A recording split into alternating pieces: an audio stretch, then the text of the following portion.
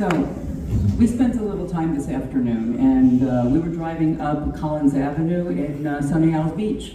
And you made a comment to me that I thought was actually pretty hilarious. Can you tell everybody what that was? Reminds me of Dubai vibes.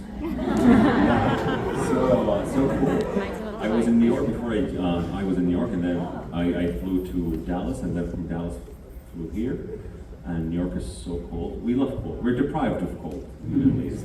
But here is like very, very Dubai, Abu Dhabi vibes. I love it. So as somebody who's never been to Dubai, but I am working on it, I promise. Now I can imagine what Dubai looks like, because it probably looks just like Sunny Isles Beach. So I want to let everybody know that we have about 60 teens in the audience, and this is the one and only time I'm going to tell them to make some noise.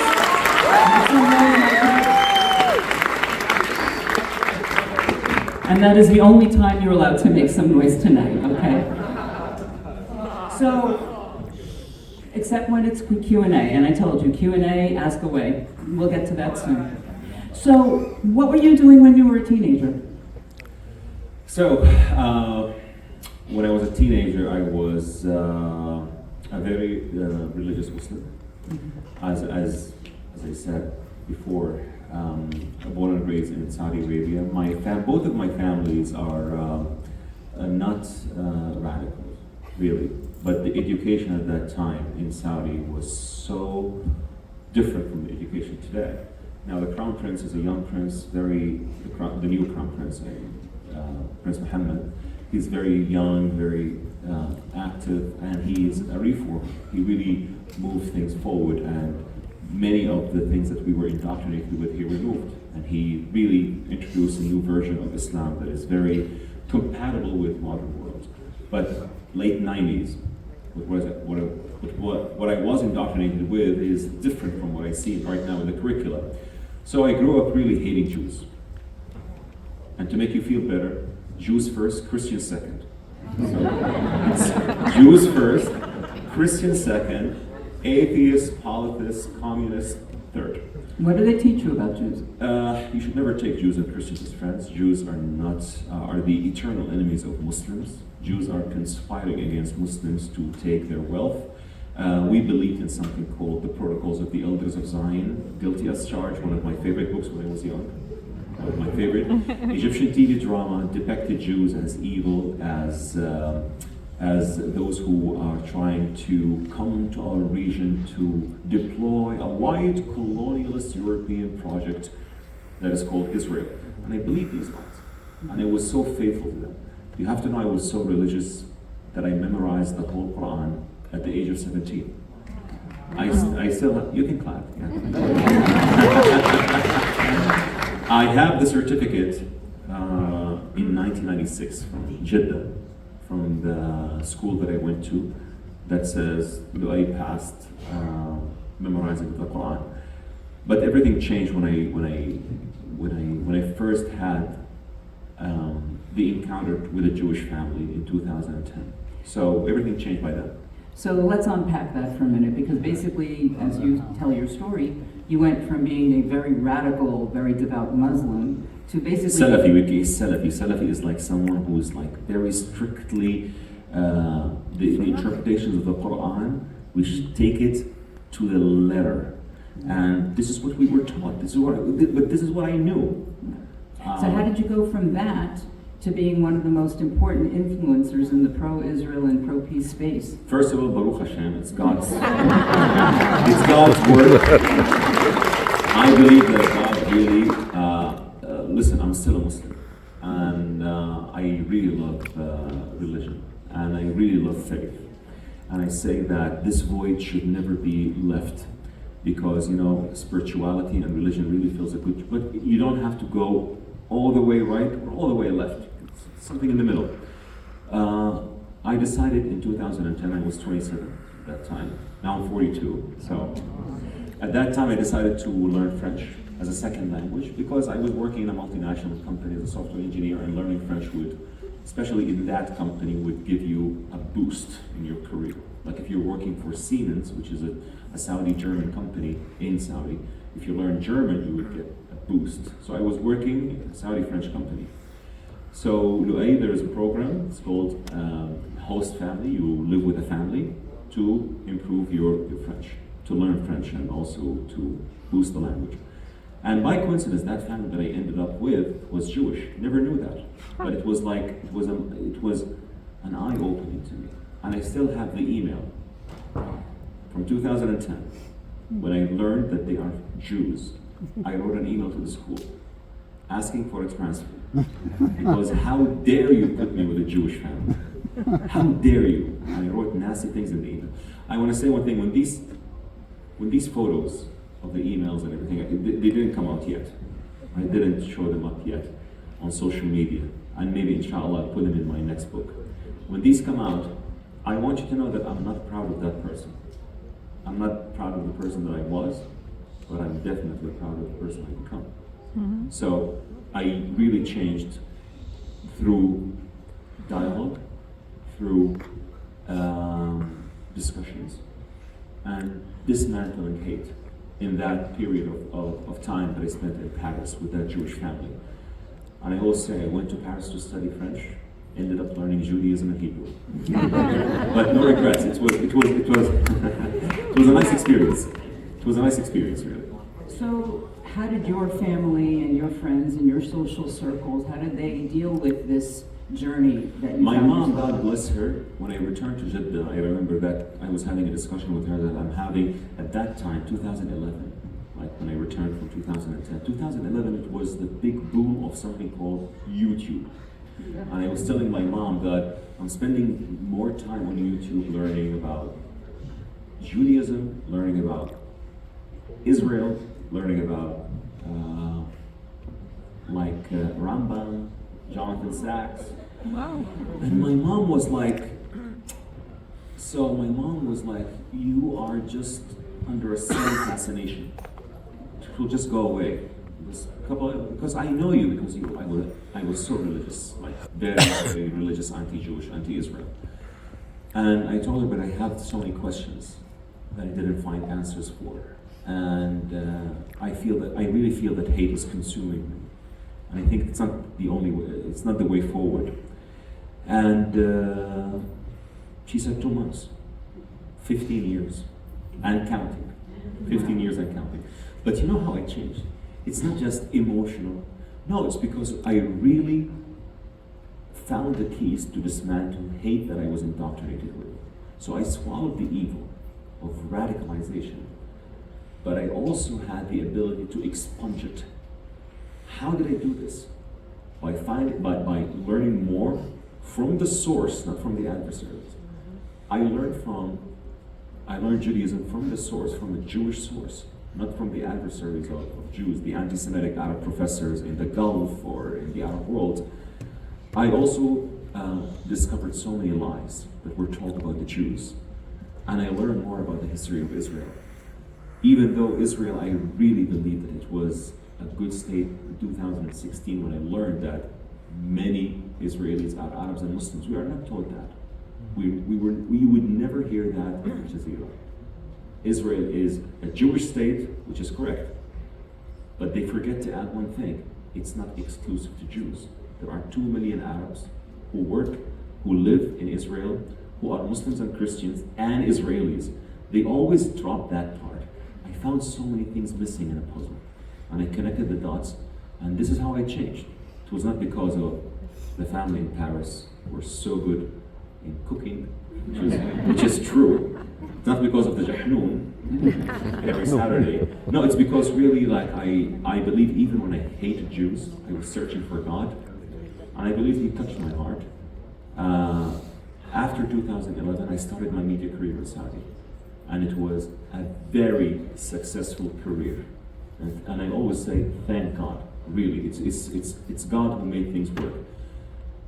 I really changed, and that change, you can see the effect of that when I started my media career. Because from 2011, when I started my media career in Saudi, to 2019, before I started to become very vocal about my advocacy for Israel, I received 4 national awards in Saudi Arabia, and I have them all on my Instagram. You can see me receiving the awards from the Prince of Mecca, from the Minister of Education. I received the Best Educational Idea in Saudi Arabia 2013, the Best Tourism Show in 2016. I was very well beloved by everyone. The moment you start, and I was the historian buff, the history buff that everyone, Loay, we want you to tell us more about the history of ancient Arabians. Who are the Nabateans? Who are the Lahyanids? Who are those Arabs who are our ancestors who lived there? Everyone was taking me as a reference. The moment you speak about Israel, now we don't know you, we don't claim you. Who are you? And I want to tell you one thing.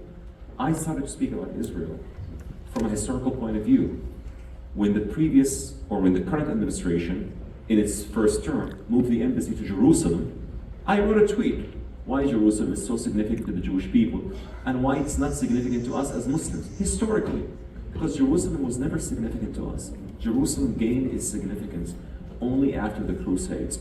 And I wrote so many things. It was a very historical tweet. It was so nice. Al Jazeera picked it up. Al Jazeera is labeling me as the chief of Arab normalizers. You know what the word normalizer means in the Arab world? Someone who wants to normalize relations between Arabs and Israelis. It's like an accusation. I'm a proud normalizer, even though I'm so mad at Al Jazeera because they put me. They labeled you. Yeah, not for that. They put me as the first for so many years, and now they downgraded me to the fifth. Oh. That's like a big downgrade. Why? I mean, like. Yeah. So you wear the moniker with pride. Yes. Yeah. Now they put some other people, like some media persons, as the person. So you mentioned the beginning of your social media career. And you started on YouTube. Now you have 800,000 followers across multiple platforms. Instagram mainly. Please follow me on Instagram. And X. Yeah. And so you've now emerged as one of the most influential voices that supports Israel, of the Jewish people, and building the bridges of understanding required to achieve peace. What tips do you have? We have a lot of students in this room, and this is where they live. They live on all these social media platforms. So what tips do you have for our young people in the audience? How best to fight the misinformation that they see, and how can they leverage their very important voices? So let me answer it the way I do it. Why am I defending Israel? Why am I defending, like for example, interfaith with the Jewish people? I take it from a very well-versed perspective. I always tell my Arab audience and my Muslim audience, I defend the legitimacy of Israel because it's an integral part of my legitimacy as a Muslim. How? I'm saying, well, this is why I always say, you don't have to be Jewish to be a Zionist. You can also be a Muslim and a Zionist. I'll tell you, I'll unpack this. I defend the legitimacy of Israel because, as a Muslim, ironically, please hold your laughs, we are 1.8 billion people. We honor, revere, respect, and name our children after Jewish prophets, kings, and heroes. We name our children and we name ourselves after individuals that we don't know anything about. Just we know that their names are mentioned in the Quran. Yeah, the Quran mentioned Dawood. I'm going to name my child Dawood, which is the Arabic equivalent of David. But who David was. No, don't get me into the details. No, I want to get you into the details of who David was. David who praised Zion. David who praised the God of Israel. David who defeated the Jebusites and moved the capital of the kingdom of Israel from Shechem or Hebron to Jerusalem on a high hill. David who said, "Blessed is the Lord, the God of Israel, forever and ever, amen and amen." David, who in our Quran defeated Goliath. You know who Goliath was? Yeah, he was the enemy of God. No. Goliath was a Philistine from Gat. The Philistines had 5 strongholds: Gat, Ashdod, Ashkelon, Gaza, and Akron. He was from Gat, and he defied the children of Israel, the prophets, kings, and heroes that you are named after. And many of those enemies, as one of the Psalms say, that they dreamed of eradicating the name of Israel so that it's not mentioned anymore. It is a moral integrity of defending this legacy, of this heritage, because as a Muslim I honor it as well. The difference between me and many Muslims who recognize these facts is that, yeah, but the children of Israel in the Quran are different from the children of Israel who are of today that are Ashkenazis, East Europeans. And I say they are the same language, the same rituals, the same beliefs, the same set of beliefs, and also the same holidays and the same festivals. It makes a big difference. And I want to tell you why. We as Muslims believe in Jesus, we accept Jesus, we love Jesus. And Jesus, if you study his words so well, if you study what he did in the Gospels, born in Bethlehem, Judea, raised between Capernaum and Nazareth, he wore tzitzit. He was greeted by his followers as the Mashiach, the Messiah. Muslims who say, I accept Jesus as the Messiah and I hate Israel, you don't understand that the Messiah in the Jewish mindset is the King of Israel. How could you do this? This is the lack of knowledge. And Jesus, according to our faith, was a prophet.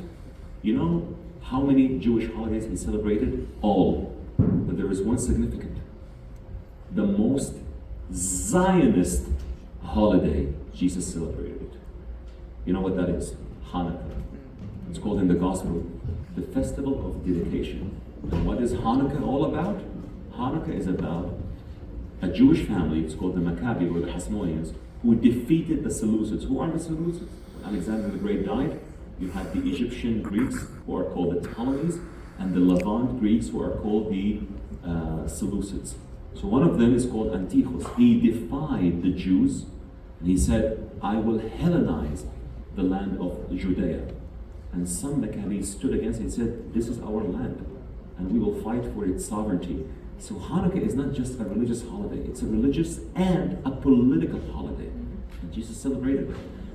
Why I say Jesus? Because we have kings in Arabia till today named Isa, which is Asos, which is, by the way, Jesus is also is Joshua.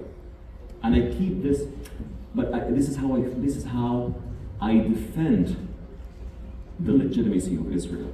Facts, knowledge, and the truth, and it's working. So I guess the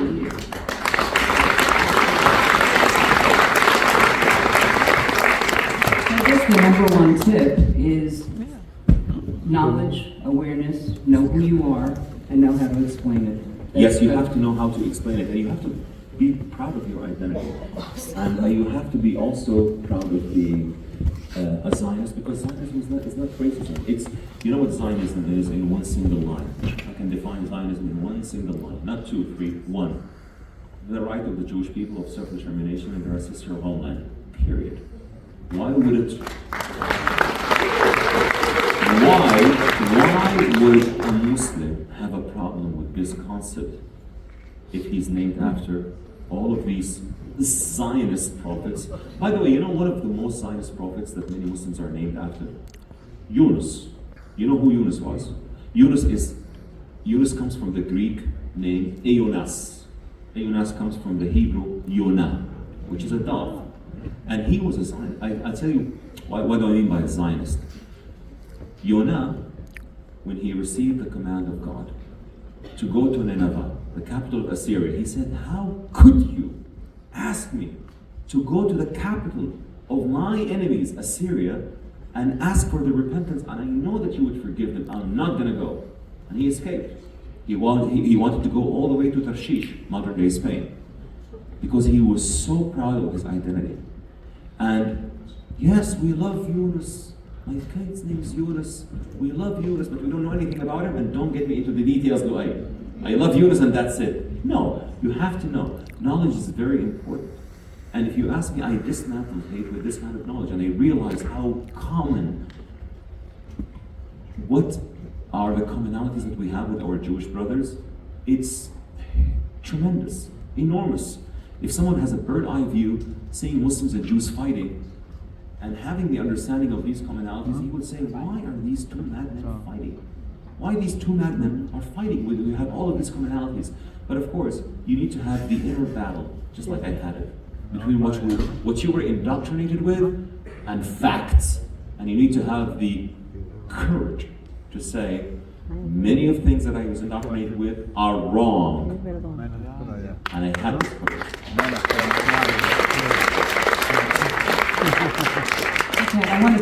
little bit to some of your work. You go on speaking tours, you travel the world, you're speaking a lot on college campuses. And that was unintentional, by the way. I want to tell you one thing. After October, when October 7th happened, I decided to speak up because I don't want to shock you. Many people in the Arab world were celebrating October 7th. Mm-hmm. And in that morning, in that very morning, I asked myself a question. You're speaking about the Abraham Accords, peace and everything. That was time of prosperity. Now in the times of hardship, will you speak up? And I said to myself, if you have really changed, you have to speak up. There is a price to pay, but you know, I really felt what God said to Joshua, it was said to me.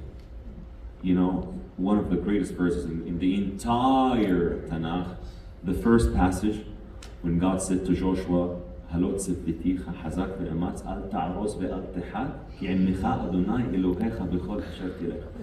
I am the Lord your God will be with you wherever you go. This is also the words of God that he said to Hagar. Hagar, when she said, okay, Sarah doesn't want Ishmael, who was a bully, in the house, and I have to kick him out, but he's also your son. And God said to Abraham and Hagar, I will take care of the boy. There is something that God will take care of you. You do the right thing, don't mind the consequences, I will intervene. And this is why I lost many opportunities in the Arab world. But guess what? I'm touring the world, speaking in Latvia, Estonia, Belgium, South Africa, the Netherlands, Italy. If you ask me in 2023, do you see yourselves? I said, what do you, come on. I see myself speaking in Riyadh and Abu Dhabi and maybe by far Cairo. That's it. But I didn't see that coming.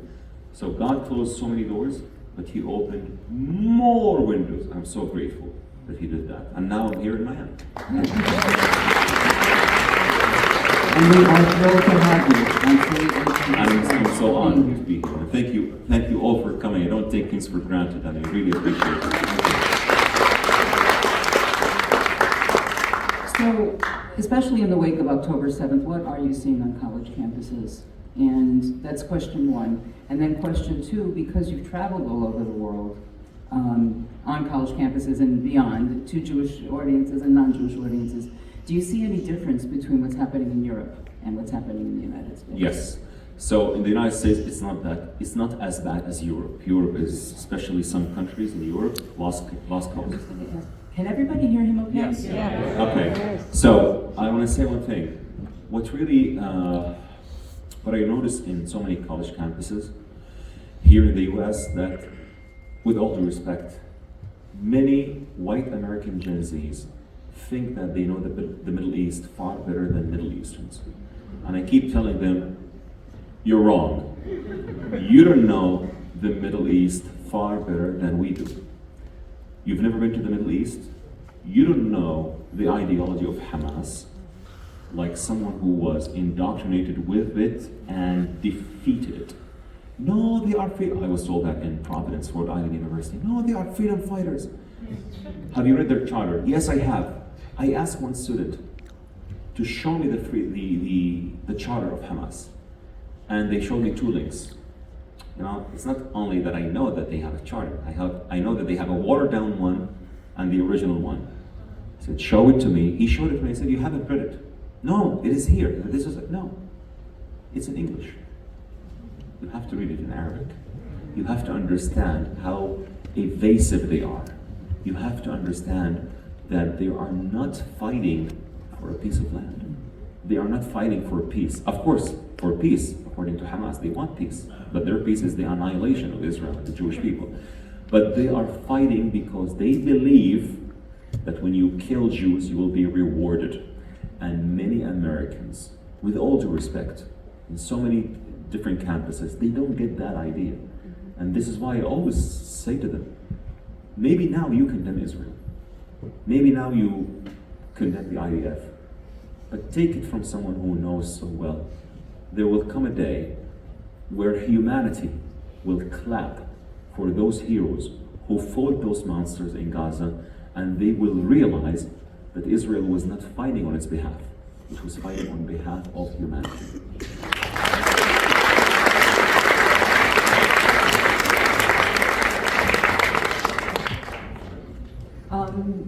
back to the question about Europe and the United States. Because my husband and I often debate about this. I always say, well, the United States is about 10 years behind Europe, and No, I disagree. I think in Europe it's worse.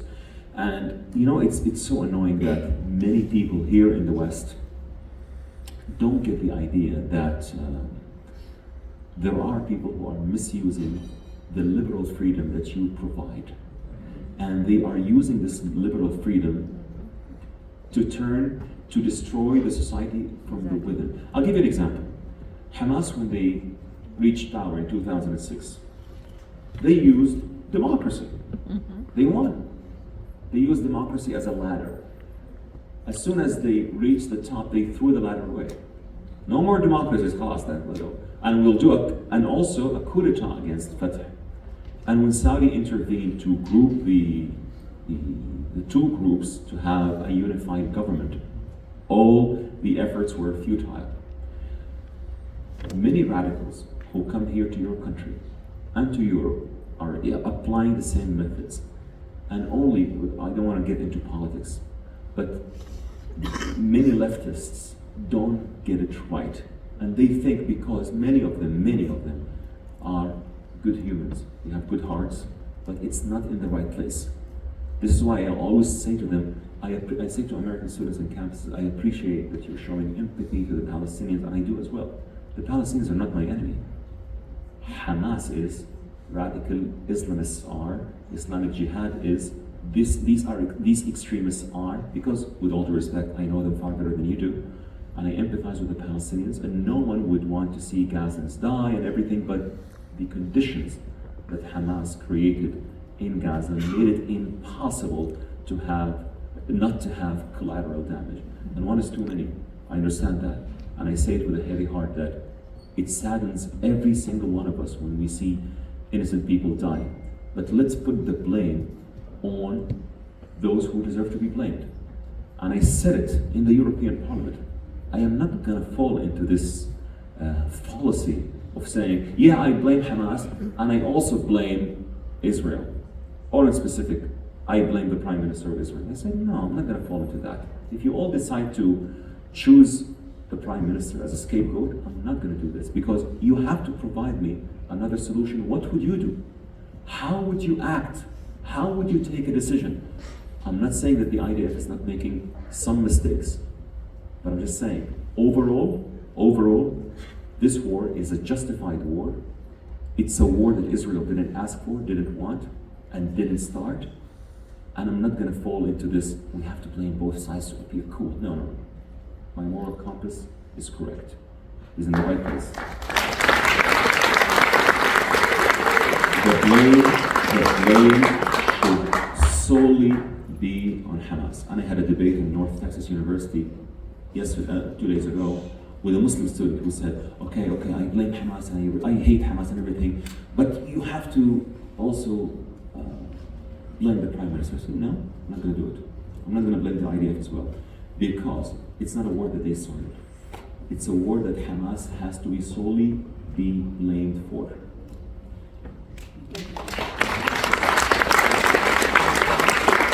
And I don't really defend governments.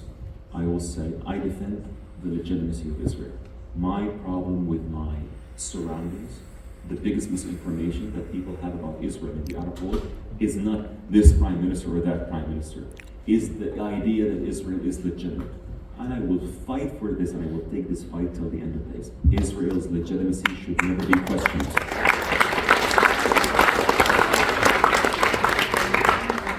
So I want to go back to a time before October 7th, because you came out very, very early on as a very strong voice supporting the peace process and obviously the Abraham Accords. The peace process that started with Anwar Sadat seems to have changed over time, and the focus, and we talked about it earlier. Why did the Abraham Accords feel different from the other peace processes that we've had in the past? Sadat is my hero. May God give you that one too. Sadat wanted a genuine peace between Egypt and Israel. And the proof of that he paid his life for it. Mubarak, his successor, backed away. So, no, I'm not going to pay my life for that. And I believe he should have started with re-educating the population. So peace between Egypt and Israel, and Jordan and Israel, is not a genuine peace. I call it security agreements. But the Abraham Accords, different. And the Abraham Accords, I have to say one thing. In the domain of the Middle East, I'm not going to go into domestic politics. In the domain of the Middle East, take it from an indigenous Middle Eastern, Abraham Accords are the greatest breakthrough in American foreign diplomacy, and we have to give the credit to President Donald Trump.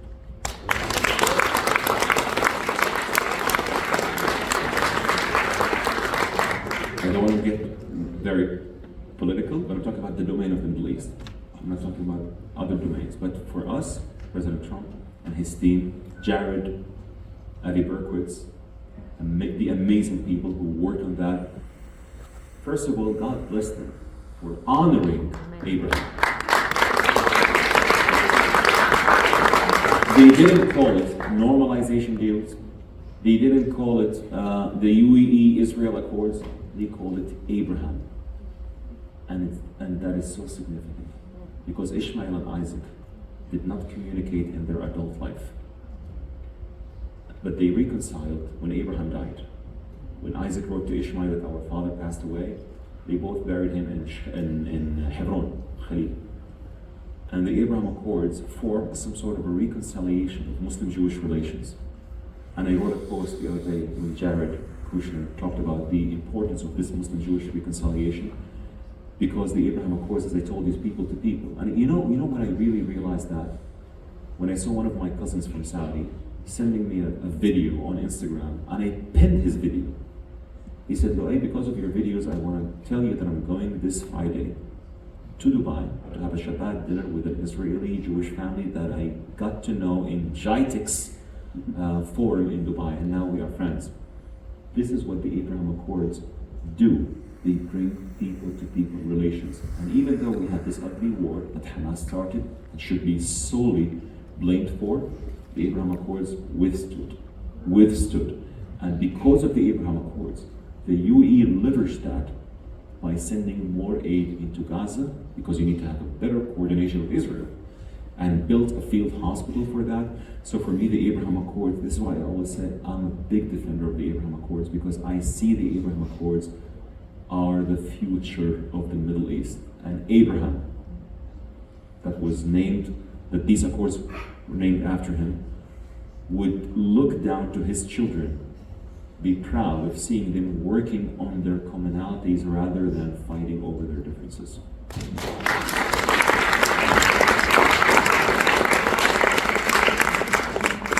So you were raised, just to follow up, you were raised in Saudi Arabia, you live now in the UAE. You know, based on your experience and your insights, do you believe we will be able to expand the Abraham Accords in the future? And it's not easy, especially after the war. I trust the Crown Prince. I believe he's a great leader. He really wants to have a full integration. And at the same time, you have to understand his concerns. You have to understand that many of the population became very against Israel when this war happened. And many of them, by the way, I'll be very honest as well, they are against Hamas. But they see that it's too much that is happening, and unfortunately, dealing with this kind of situation is hard.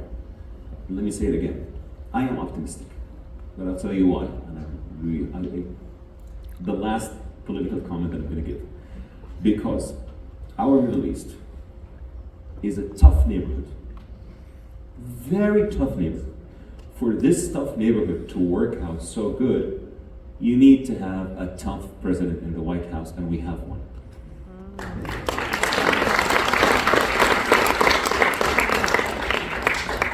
Earlier today you shared a story that I had not known, and I'm really kind of in the weeds on a lot of this stuff, and I found this fascinating. You talked to me about why the UAE was so ready for the Abraham Accords so early on. It has a bit of history and a bit of 9/11, and I'd like you to unpack that a little bit, because I think what we discussed earlier really can be a roadmap for the future.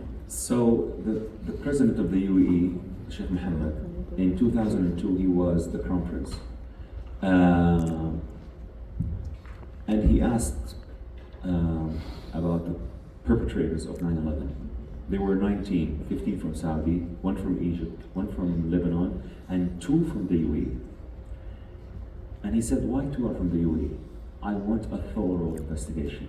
Why 2 are from the UAE? And then the results were astonishing, that these were radicalized because of the education. And he decided to do a rehabilitation of the education system, to introduce concepts of tolerance, coexistence, commonalities that we have with different faiths, not only Jews and Christians, with different faiths. Look at the UAE now, 2025.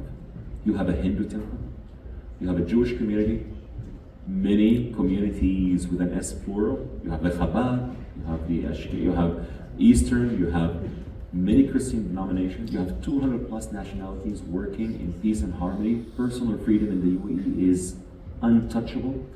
Places of worship so sacred, but that was because of the vision of a leader. Because he asked a sincere question, why 2 from the UAE were among the perpetrators of 9/11? And if you ask me, 15 from Saudi, 1 from Egypt, I understand, because I'll be very honest with you, education. Many of us, and I'm so sorry to say this, many of us in the Arab world felt indifferent when 9/11 happened. Some of us were even happy, because Al Jazeera, by the way, is not an innocent TV channel.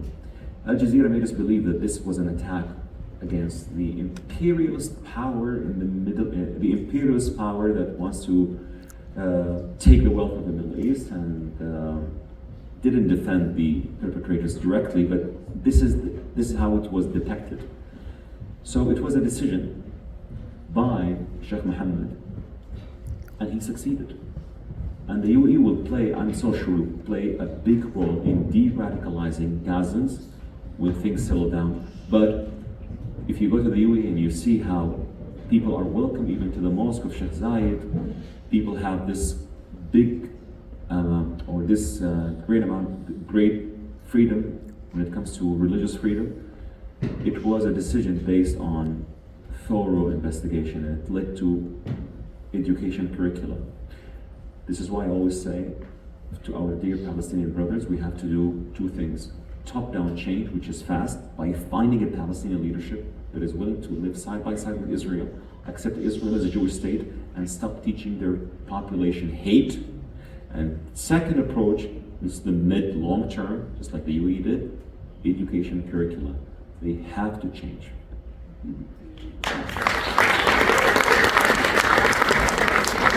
Thank you for sharing. I wanted you to share that because for me, I think that's one of the most hopeful things I've heard in a very long time, that de-radicalization is possible, but it all starts with how you educate the next generation. Of course. It's very important, it's very important, and we can do a lot about that. I was in South Africa with a rabbi, his name is Rabbi Raymond. We talked about how we can introduce some elements of Muslim Jewish. It is doable. The problem is, it is doable, but no one has done it for a very long time because we're not communicating. But it's doable, and I'm very optimistic.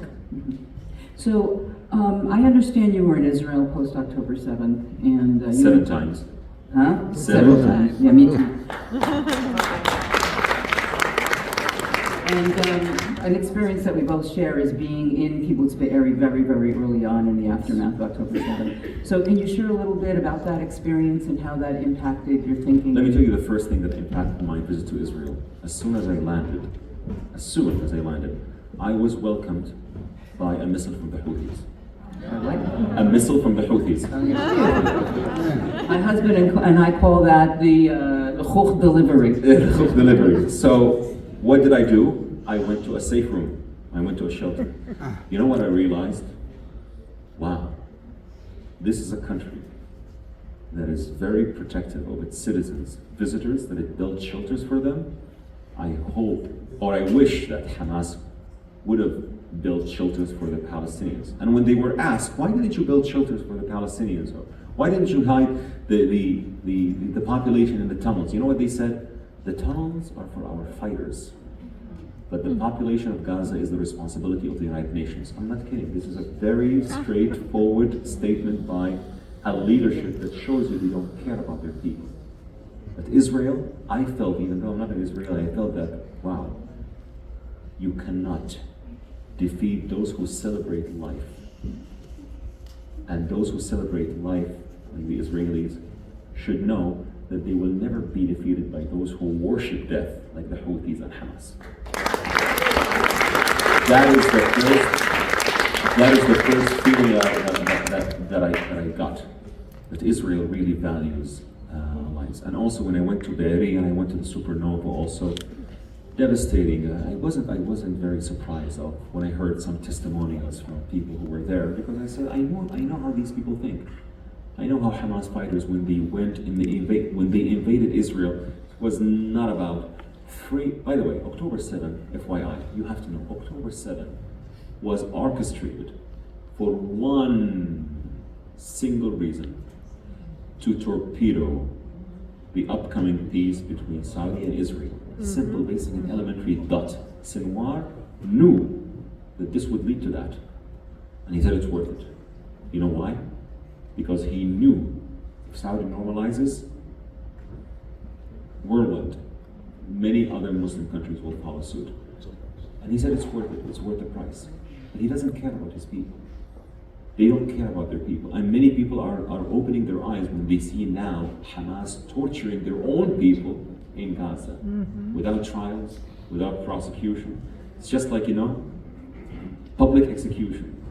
And when you see it in Israel, it's how people value life, how people took.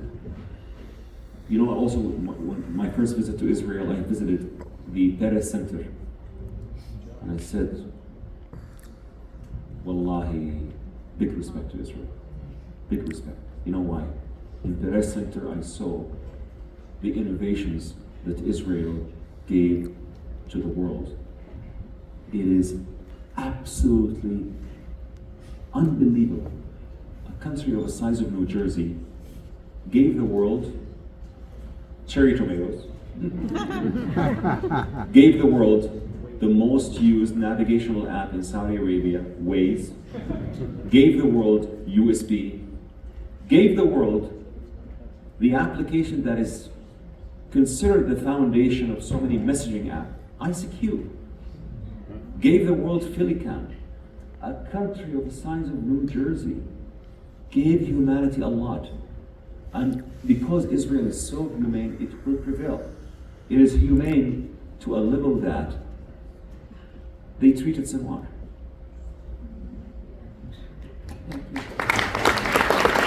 So I want to open it up to questions from the audience. Maybe we could turn on the house lights and